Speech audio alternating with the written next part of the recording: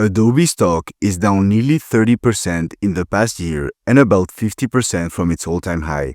In this video, I am going to break down whether this is an opportunity by doing a deep dive into their financials, balance sheet, and by running my DCF model to estimate Adobe's intrinsic value.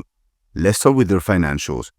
Adobe's revenue has been on an incredible run since 2015, climbing from $4.7 billion to over $23 billion today. The main driver behind that growth was their shift to a subscription-based revenue model.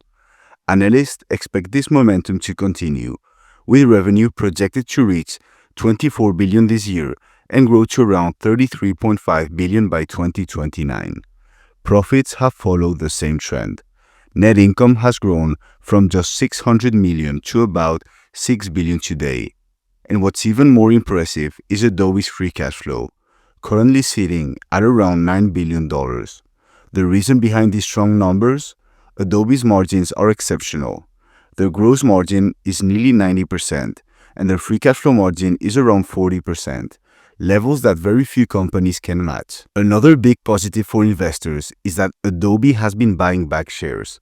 This reduces the number of shares outstanding, meaning each share you own represents a larger piece of the company. It's also a strong signal that management believes the stock is undervalued. Looking ahead, analysts expect earnings per share to keep growing steadily, reaching about $29.87 per share by 2029. If you assign a 20p to the company then, that would put Adobe stock at around $597 per share, meaning 73% upside from today's levels according to analysts. So with strong financials, high margin, consistent buybacks, and steady growth projections, the question is, can we buy Adobe stock at a discount? In order to answer this question, I use my Google Sheet, which tells me at what price you should buy a stock based on the assumptions about the future of the company that you put in.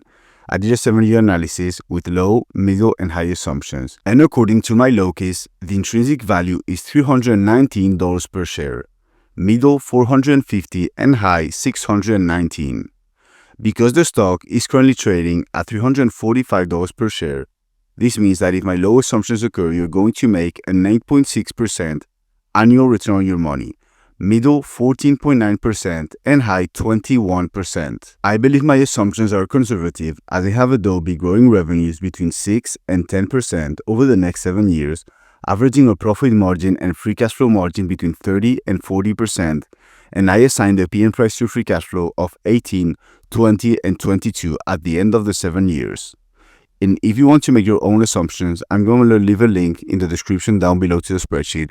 It is super simple to use as I've done all the calculations in the background, so you only need to plug in your assumptions.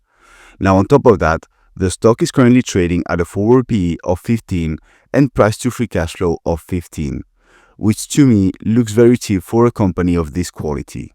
The biggest driver behind Adobe's stock decline is the fear that new AI tools could replace their software. With all the new AI tools for video and photo generation, critics argue Adobe is falling behind. And to be fair, they have a point. When it comes to pure generative AI models, Adobe isn't the leader. For text to video, Google has a stronger model.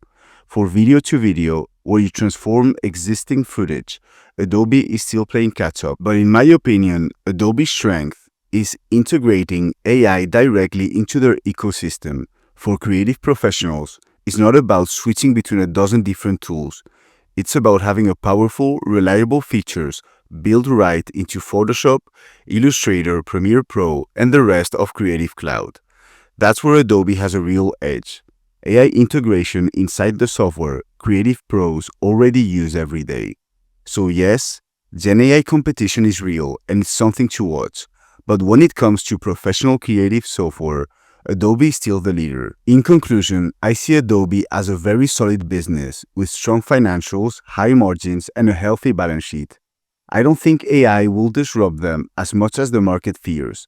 That said, while I believe the stock is undervalued, it's not trading at a huge discount right now. For that reason, I'm starting with a small position and plan to dollar cost average if the stock pulls back further.